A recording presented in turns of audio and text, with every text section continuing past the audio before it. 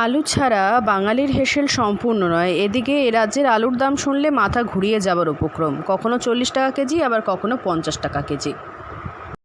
আমাদের যে আন্দোলন সেটা হচ্ছে আমাদের এখানে যে হিমঘরে যে আলুটা মজুত রাখা হয়েছে সেই আলুটা সরকার বাহাদুর যেহেতু আলুর উপর রপ্তানির নিষেধাজ্ঞা জারি করেছে এবং সমস্ত বর্ডার সিল করে দিয়েছে, যার জন্য এখানকার কোনো আলু কোনো ব্যবসাদার ক্রয় করছে না। এই মতো অবস্থায় আমাদের যে আলুগুলো আছে আলুগুলো আমরা কী করব? তাহলে সরকার বাহাদুর আমাদের ন্যায্য মনে সেই আলুগুলো কিনে নিই।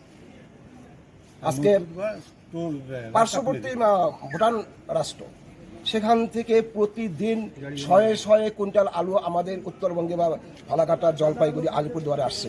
সেই আলু দিয়েই আমাদের এখানকার লোকাল চাহিদা মিটে যাচ্ছে।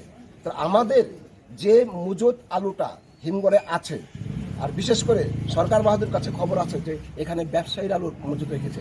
আমাদের এখানে বিশেষ করে ফালাকাটা, আলিপুরদুয়ার, কোচবিহার, ধূপগুড়ি, এখানে 60 থেকে 70% আলু চাষি মজুত করে রেখেছে। তবে একটু হলেও মুখে হাসি ফুটেছে গৃহস্থিতে।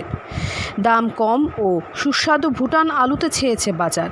এই রাজ্যের আলু ভিন রাজ্যে রফতানি করতে নিষেধাজ্ঞা রয়েছে, আর এর জেরে সমস্যায় পড়েছেন আলিপুরদুয়ার জেলার আলু চাষিরা। কেননা হিমঘরে তাদের আলু পড়ে রয়েছে, সেগুলো বিক্রি হচ্ছে না। আর এলাকার বাজারে ছেয়ে আছে ভুটানের আলুতে। প্রতিদিন শয়ে শয়ে গাড়ি ভর্তি আলু আসছে ভুটান থেকে। আলিপুরদুয়ার জেলার বাজারে ছেয়ে আছে ভুটানের আলু, যার ফলে এলাকার চাষিদের আলু বিক্রি হচ্ছে না বলে অভিযোগ। আলু ব্যবসায়ীদের কথায় অতিরিক্ত বৃষ্টিতে এবছর আলুর ফলন ভালো হয়নি তাদের। তার উপর ভুটান আলু বাজার মাত করছে। ভুটান আলুর দাম কেজি প্রতি 20 থেকে 25 টাকা। দাম কম হওয়াতে ভুটানের আলুর চাহিদা বাড়ছে দিন প্রতিদিন।